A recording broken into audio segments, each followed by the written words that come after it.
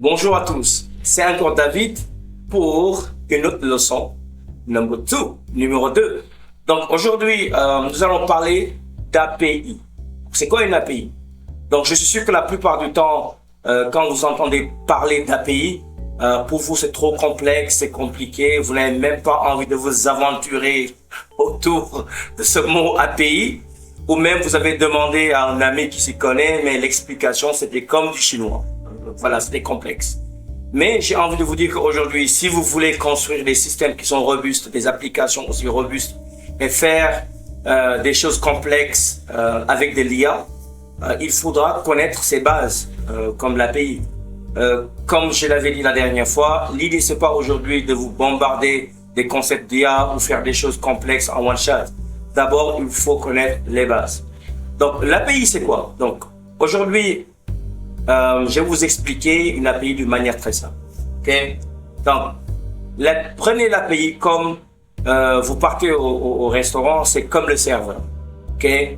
Ton application, c'est le client. La commande, c'est la requête.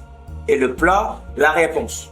Okay? Autrement dit, voici en fait un exemple que vous pouvez prendre qui est réel. Donc, tu vas au restaurant, tu regardes le menu. Par la suite, tu passes une commande. Le serveur te ramène ton plat.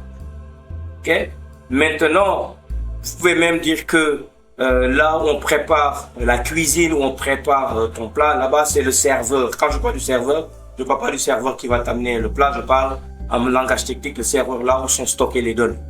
Okay? C'est ça qu'on peut dire, on peut donner en définition d'une API. Alors, ça sert à quoi une API? Pourquoi c'est important?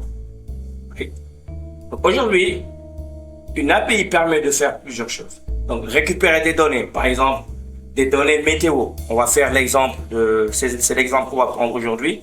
Je vais vous montrer aujourd'hui en live comment est-ce que vous pouvez récupérer des informations d'un serveur météo qui s'appelle the Weather API. Donc, vous pouvez même créer un compte et avoir votre API gratuitement. Vous pouvez tester.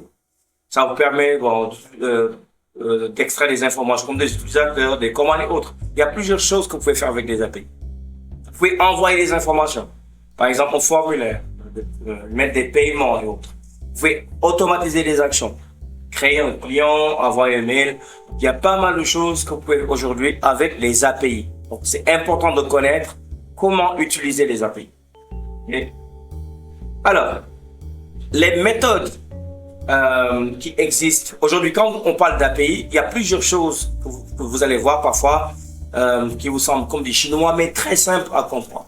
D'abord, on va commencer par les méthodes. C'est beaucoup plus des actions. OK?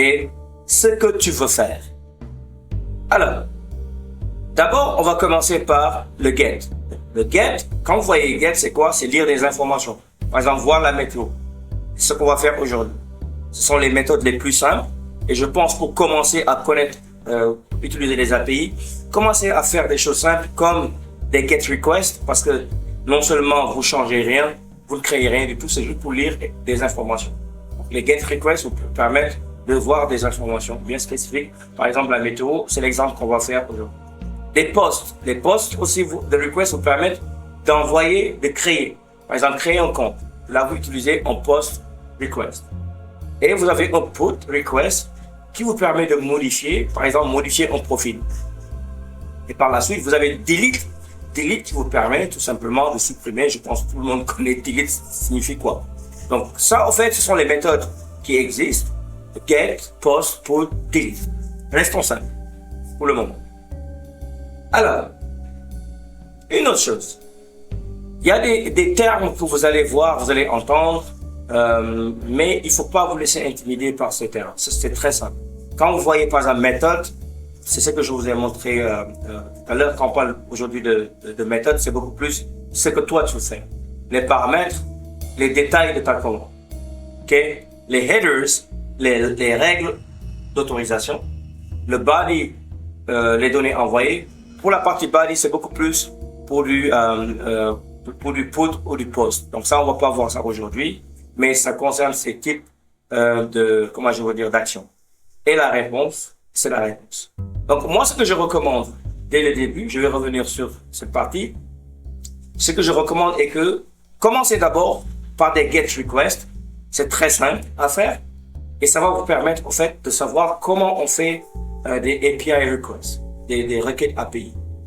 Et aussi, il faut savoir qu'avec les GET requests, on ne crée rien du tout, on crée rien du tout. Voilà, on ne met pas à jour des données, c'est juste pour lire l'information. Ok? Donc là, nous allons commencer avec les fun stuff, comme on dit en anglais. On va commencer à jouer avec l'API. Donc, ce qu'on va faire, je vais vous montrer quelque chose de très intéressant. La première des choses qu'il faut voir, c'est lire, en fait, la documentation de l'API. Il faut connaître la documentation de l'API. Si vous ne connaissez pas la documentation de l'API, c'est du perte de temps. Ok, du perte de temps.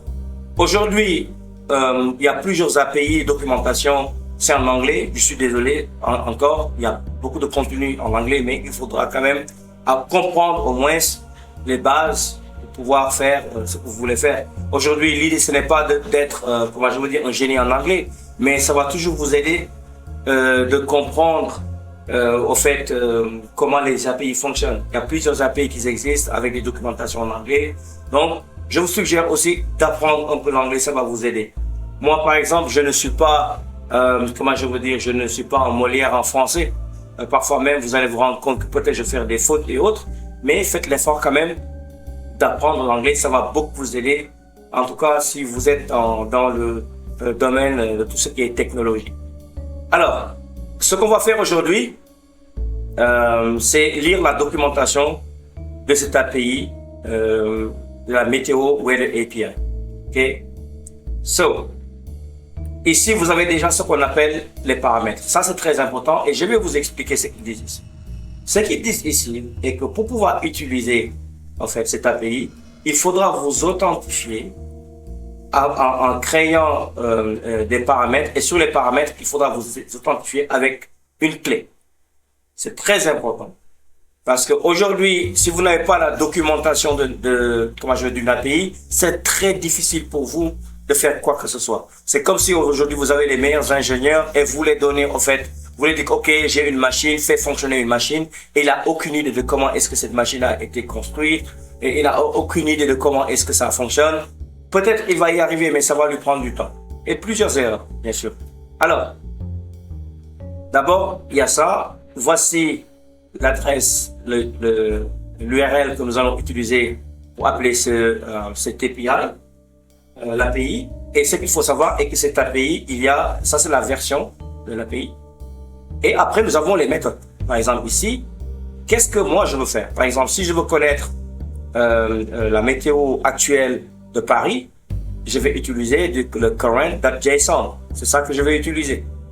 Si je veux faire des forecasts de météo, je vais utiliser forecast.json. OK? Et par la suite, il m'explique, il me dit, il faudra, sur la partie paramètres, définir une clé, mettre ta clé, et par la suite, mettre un Q, si tu veux connaître, par exemple, la localisation. Par exemple, ici, si je mets Q equals Paris, cela veut dire, Q veut dire, la localisation, c'est Paris. OK? Donc, d'une manière, pour passer au concret, ce que nous allons faire, c'est tout simplement partir sur Make et sur NNN et je vais vous montrer comment ça marche. Alors, si vous voulez faire comme moi, allez juste sur ce site weatherapi.com, créez un compte et ils vont vous donner tout simplement une clé API que vous pouvez utiliser. Maintenant, il y a une chose. Il ne faut jamais faire ce que moi je suis en train de faire. Cela veut dire vous montrer ma clé API. Ça, c'est privé. Il faut jamais exposer ça. C'est parce que bon, voilà, c'est une leçon. Vous pouvez utiliser ma clé et autres.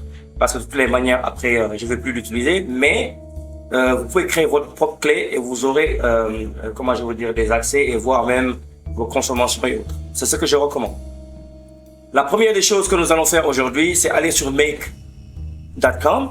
Et sur Make, ce qu'on va faire, c'est créer ici une action. Donc, HTTP, je vais prendre ce request. Et vous vous souvenez, quand je reviens sur la documentation, ce que la documentation me dit est que pour s'authentifier, il faudra que je crée, en fait, comment je veux dire, ce paramètre avec ma clé pour pouvoir m'authentifier. Donc, j'ai pas besoin ici de sélectionner quoi que ce soit. Donc, je vais faire no authentication. Et le URL, on l'a déjà sur la documentation, donc je vais prendre juste ce URL que je vais mettre ici. OK. Et la méthode. Qu'est-ce que je veux faire? Donc, je veux connaître c'est quoi la météo de Paris ou de Casablanca, ça dépend de ce qu'on veut faire. Je vais ajuster ça ici. OK? Et par la suite, je vais créer les paramètres. Donc, le premier paramètre que je vais créer, bien sûr, c'était qui, la clé. Pourquoi? Parce que la documentation me dit qu'il me faut créer, en fait, cette clé. Et je vais prendre ma clé que je vais mettre ici. OK? Par la suite, je vais créer une autre ici. Je vais mettre ici, ce sera Q, parce que c'est Q qui va me permettre de mettre la localisation. Voilà. Donc ici, je vais juste mettre par. OK? Et c'est bon, je vais sauvegarder. Il se peut que j'ai une erreur et vous allez savoir pourquoi. Donc je sauvegarde ça et j'exécute. Donc quand j'exécute, oups, la plupart des gens, quand ils vont voir ça, ils vont avoir peur. Ils vont se dire, waouh, pourquoi j'ai une erreur? Ou bien ils vont abandonner, ou bien ils sont frustrés. Non, c'est une bonne chose. Tout ça, ça fait partie de ce process d'apprentissage. Et il faut tout simplement lire, comment je veux dire, le error code, le code d'erreur. C'est tout. Donc ici, ça vous dit que valid protocol is HTTPS. Donc ce que je vais faire, je reviens tout simplement ici et je vais ajouter par exemple un S, OK, sur ce endpoint et je vais sauvegarder ici encore. Voilà, j'exécute. Et vous voyez, ça marche parfaitement. Donc pas de panique quand vous avez des erreurs, tout simplement relisez l'erreur et corrigez l'erreur. C'est simple. Donc si vous n'avez même pas, si il n'y a même pas des erreurs et que vous n'apprenez pas, vous n'allez pas devenir solide. Donc c'est très important. Et si je viens sur cette partie data, localisation, vous allez voir Paris, Île-de-France et autres, et les coordonnées. Current, il va même me donner ici, voilà, les températures, conditions et autres. Donc je peux même changer, au lieu de mettre Paris, cette fois-ci je vais mettre, quoi? Je vais mettre Dakar. Yes, my city. Après je fais save, j'exécute et là ça va me donner voilà les data de Dakar, localisation, voilà, et température. Donc c'est sûr qu'actuellement il vaut mieux rester à Dakar avec cette température.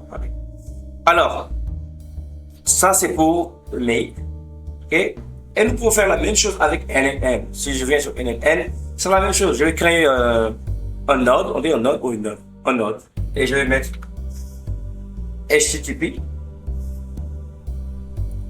OK, request, et là, une fois de plus, très simple, je vais mettre en fait l'URL que j'ai sur la documentation.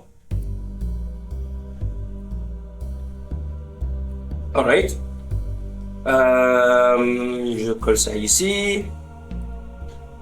Par la suite, je vais encore prendre quelle méthode je vais faire ça. Je veux encore la météo actuelle, c'est ce que je veux faire. Donc je vais poster ça ici. Par la suite, je vais activer les paramètres. Voilà. Donc je vais créer la clé d'abord, qui. Je vais récupérer cette clé, ma propre clé. Je mets ici. OK. Et je vais ajouter Q, qui est la localisation, cet endroit. OK? Bon, j'ajoute ça sur NNN et je vais mettre. Cette fois-ci, je vais mettre quoi? Marrakech. Yes. Marrakech. Let's go. Marrakech. Je vais tester, même si je ne mets pas HTTPS, et voir si je vais une erreur ou pas. Et ça a marché. Voilà, avec NNN, sans même que je mette HTTPS. Voilà, et comme vous pouvez le voir, Marrakech, voilà. Les températures de Marrakech et autres, même des conditions météorologiques de Marrakech. Donc tout est là. OK? Et même si je voulais, en fait, les gars, le plus important, ce n'est pas, oui, j'utilise Make, j'utilise NNN. Je vois pas mal de vidéos où les gens disent, oui, qu'est-ce qui est mieux entre Make et NaN? J'ai envie de vous dire que vous utilisez Make ou NaN, si vous ne savez pas utiliser une API, si ça ne marche pas, allez pas blâmer Make, ni NaN, ou je sais pas, Power Automate, UiPath et autres. Il faut d'abord apprendre les bases. Par exemple, moi, j'ai fait la même chose, même avec Python. Sur Python ici, ça c'est un code Python qui nous permet aussi de faire des prévisions. Voilà. Et tout simplement, je peux faire la même chose. Je peux venir ici même changer, si je veux, la ville pour avoir des forecasts pour cette ville. Je peux mettre même rapport, par exemple. OK? Et j'exécute mon code, tout simplement. Python. Et je mets weather.py. Et j'exécute. Et si je fais ça, ça va me donner, ça va me faire, au fait, ce forecast pour la ville de Rabat avec Python. Donc, peu importe ce que, en fait, vous allez utiliser, le plus important, c'est d'avoir ces bases. Avoir ces bases, lire l'API, connaître comment connecter cette API, c'est le plus important. Donc, arrêtez juste d'aller sur YouTube, sur d'autres sites et vouloir juste faire des choses complexes, one shot, step by step. Merci à tous, merci d'avoir suivi et très bientôt pour round number 3. Bye bye.